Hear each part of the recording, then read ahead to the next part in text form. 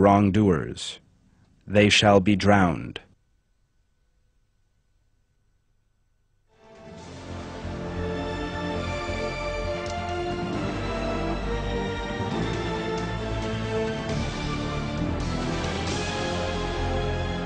When the day of the flood came, Noah had his family and the believers board the boat he had constructed at God's command.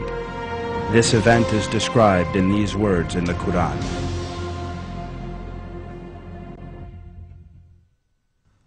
So when our command came, and water bubbled up from the earth, we said, "Load into it a pair of every species, and your family, except for those against whom the world was preordained, and all who believe." But those who believed with him were only few.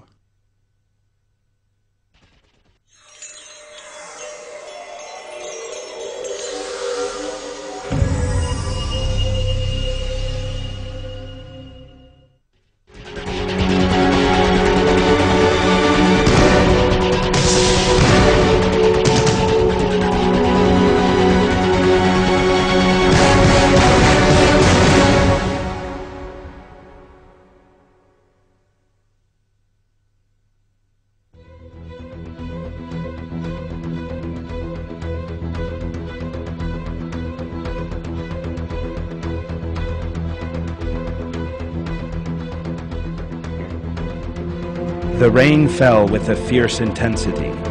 There was no visibility, and everything was covered with water.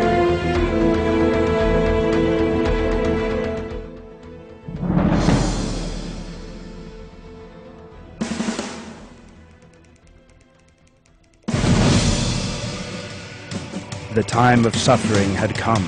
The associators fled everywhere in their despair, trying to save themselves. Yet all their efforts were in vain. God's promise had come to pass.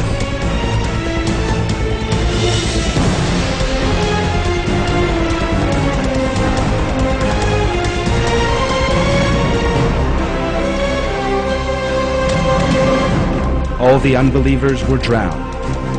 Only those believers on Noah's boat were saved. When the flood came to an end, the waters receded, and the ark settled on a high place, described as Al Judi. This is related in these words in the Quran.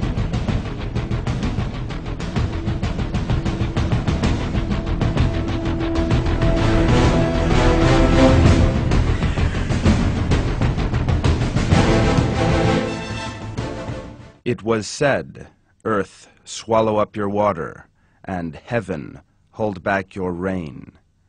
And the water subsided, and the affair was concluded, and the ark came to land on Al Judi.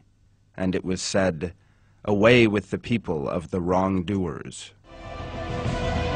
Among those who had not boarded the ark and were drowned was one who had persisted in denial despite all the warnings issued to him. This was Noah's son. This is revealed in these words in the Quran.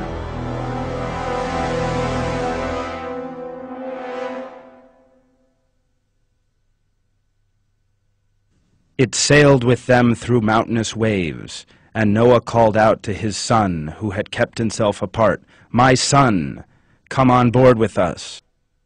Do not stay with the unbelievers." He said, "I will take refuge on a mountain. It will protect me from the flood."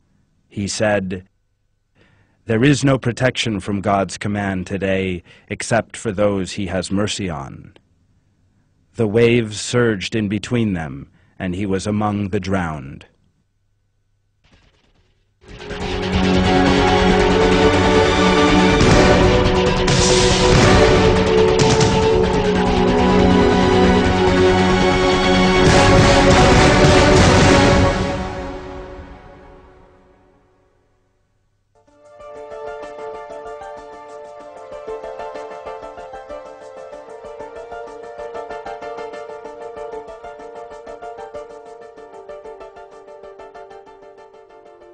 Noah's flood, described in the Quran and the Bible, has attracted people's notice for hundreds of years.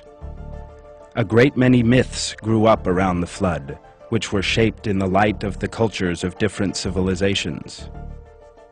A great many different beliefs regarding the flood have thus come down to the present day. Those who deny the reality of Noah's flood support their view with the assertion that a worldwide flood is impossible.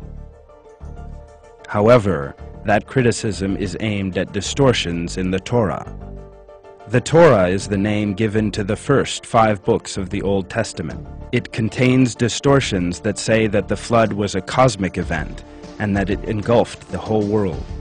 Yet the Quran does not make such an assertion. On the contrary, the relevant verses imply that the flood did not engulf the whole world, but drowned only Noah's people. The conclusion to be drawn from this is that the flood was a localized disaster. According to archaeological and historical findings, it occurred in Mesopotamia.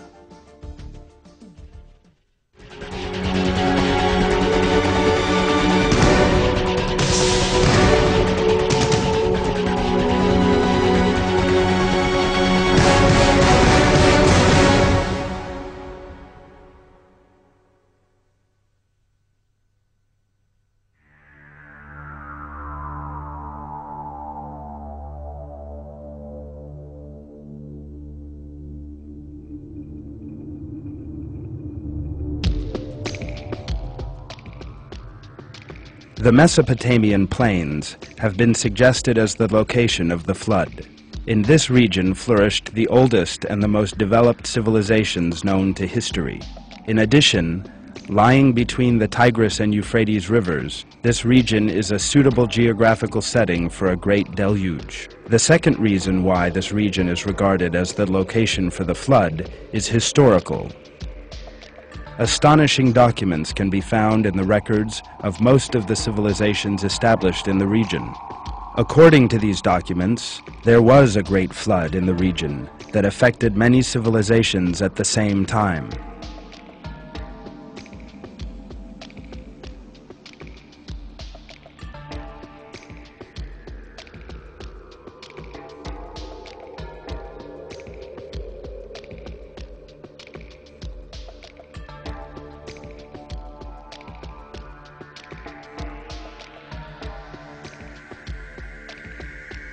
More important to us are the archaeological finds. According to these, the people living in Mesopotamia suffered a great many catastrophes over the course of history. Around the 2nd millennium BC, Ibisin, ruler of the large nation of Ur, situated to the south of Mesopotamia, described the year as coming after a flood that annihilated the borders